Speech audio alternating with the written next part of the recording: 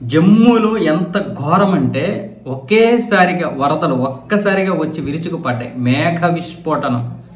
మచైల్ మాతాదేవి యాత్రకి వెళ్తున్నటువంటి భక్తుల పైన ఆ చుట్టుపక్కల ఉన్నటువంటి ప్రాంతాలు ఇల్లులు ఒక్కసారిగా కొట్టుకుపోయాయి.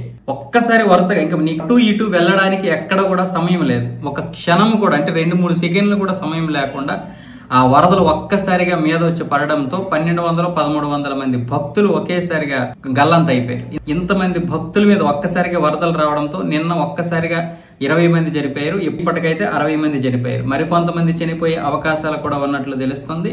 అలాగే 100 మంది గాయాలయ్యి మరికొంతమంది గల్లంతయ్యారు. ఈ 1200 మందిలో చాలా మంది కనిపించకుండా పోయారు. ఇల్లులు తుడిచిపెట్టుకుపోయాయి. షాపులు అయితే కనిపించకుండా పోయాయి. ఇప్పుడు రాష్ట్ర ప్రభుత్వం ఒమర్ అబ్దుల్లా అలాగే ఇటు కేంద్ర ప్రభుత్వం కేంద్ర బలగాలు అందరూ కూడా రెస్క్యూ ఆపరేషన్ అయితే మొదలు పెట్టారు. ఇప్పటికే 300 మంది సైన్యం అనేక విధాలుగా కష్టపడి రోడ్డు మార్గంలోనే వెళ్తున్నారు. రోడ్డు మార్గంలో వెళ్ళడానికి కూడా కొన్ని దారులు ఇబ్బంది అయితే నడుచుకుంటూ కూడా వెళ్ళి అక్కడ ఈ కిస్తవాడ ప్రాంతంలోనైతే ఆపరేషన్ ముమ్మరం చేశారు.